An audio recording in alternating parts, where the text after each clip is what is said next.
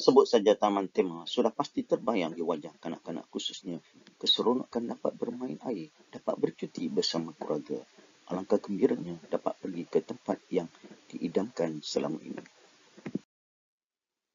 Kalau sebelum ini tempat percutian yang menjadi tumpuan ramailah kawasan air terjun dan juga kawasan laut, khususnya di pantai Port Dickson. Tetapi kini di Malaysia sudah ada pelbagai taman tema yang menarik, yang terbesar dan sebagainya yang menjadi tumpuan untuk ahli keluarga membawa keluarga mereka bercuti dan beristirahat. Dalam kita keseronokan bercuti, jangan alpa, jangan leka kerana ada kes kemalangan yang berlaku di taman tema. Pada hari ini kita akan belajar bahasa Melayu tahun 6, tajuknya bergembira dengan waspadanya. Cikgu ulang balik semula, bergembira dengan waspadanya. Apa dia? Jom kita belajar bersama-sama. Objektif yang ingin dicapai pada hari ini, cikgu mengharapkan murid dapat memahami kata penegas dan kata adverb berdasarkan bahan. Kemahirannya pula ialah kemahiran tata bahasa. Mari kita baca bersama-sama petikan teks Bahasa Melayu tahun 6 yang bertajuk Bergembira dengan Waspadanya. Irfan dan keluarganya berkunjung ke sebuah taman tema. Irfan suka bermain permainan Kids Power Tower di situ. Demi keselamatan, dia mesti memakai tali pinggang keleda semasa bermain. Sebaik-baiknya, sarung tangan perlu dipakai juga. Adik-adik, silalah beratur dan jangan tolak-menolak. Ingat, pernah seorang kanak-kanak hampir terjatuh ketika bertolak-tolakan. Pesan seorang pekerja kepada kanak-kanak yang sungguh teruja untuk bermain. Ketika bermain, adik-adik mesti mengutamakan keselamatan. Ingat, malang tidak berbau. Apa-apa pun boleh berlaku jika kita kurang berhati-hati. Nasihat pekerja yang tinggi lampak itu.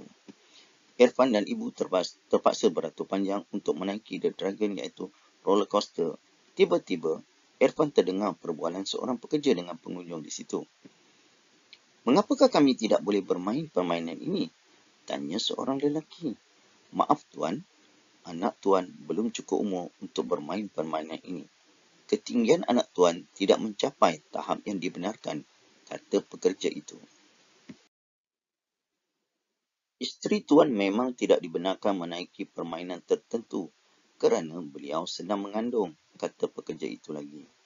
Pengunjung yang kelihatan kecewa itu berjalan pantas ke tempat lain pula. Kasihan mereka, kata Irfan kepada ibu. Keselamatan lebih utama Irfan, balas ibu. Irfan mengangguk, ya, keselamatan sentiasa nombor satu. Berdasarkan petikan yang kita baca sebentar tadi, ada dua kata yang perlu kita beri keutamaan iaitu kata penegas dan kata adverb. Apa kata musi cilik? Kita lihat dulu kata penegas.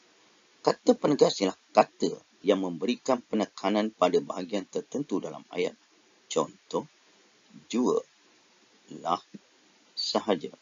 Manakala kata adverb ialah kata yang menerangkan kata nama, kata kerja dan kata adjektif. Contohnya, lewat malam, bertiup kencang, kurang pedas. Untuk lebih jelas, mari kita lihat contoh yang kedua supaya anak-anak murid cikgu lebih faham.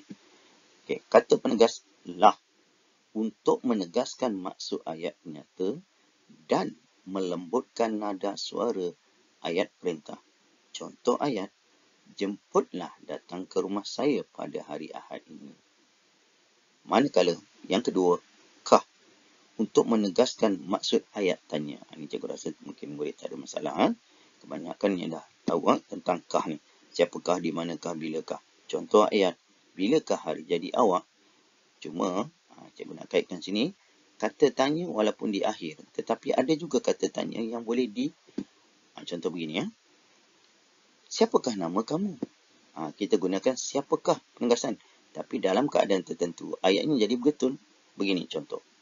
Nama kamu siapa? Tapi hujung ni tak ada kah. Dia boleh jadi juga ayat tanya.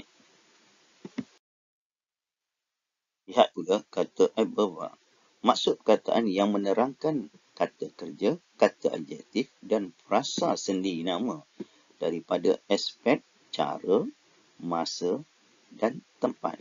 Contoh perkataan yang selalu digunakan: selalu, sentiasa, seringkali, julung kali dan sebagainya. Untuk menguji kefahaman kamu, jadi latihan pada hari ini, kenal pasti kata penegas dan kata aberwa, kemudian bina ayat mengikut konteks. Sila lengkap latihan berikut. Mari kita bincang apakah jawapan yang sesuai. Yang pertama, kata penegas: juga, lah, kah, memang, lagi, pula. Itu kata penegas. Manakala kata aberwa: suka bermain, hampir terjatuh, kurang berhati-hati, tinggi lapai, beratur panjang, berjalan pantas, lebih utama. Jawapan bagi latihan yang kedua, iaitu membina ayat berdasarkan konteks. Contoh ayat nombor 1. Dia suka bermain di air terjun itu. Yang kedua, Kamil hampir terjatuh semasa melalui kawasan yang licin itu. Dan yang ketiga, kita hendaklah membaca buku panduan juga. Dan yang keempat, apakah pesanan penjaga tempat tersebut? Ada 4 contoh ayat, 2 untuk penegas dan 2 untuk aberwa. Yang berwarna merah iaitu suka bermain, hampir terjatuh. Ini adalah kata aberwa. Manakala juga dan kah adalah kata penegas. Sebagai rumusan dan penutup berdasarkan tajuk yang kita pelajari pada hari ini, iaitu bergembira dengan waspadanya. Walaupun kita pergi bercuti ke mana-mana, tetapi ingat, malam tidak berbau. Kita kena sentiasa berhati-hati, terutamanya bagi murid-murid dan kanak-kanak yang masih kecil. Itu saja perkongsian buat hari ini. Kita jumpa lagi dalam tajuk yang seterusnya. Bye semua.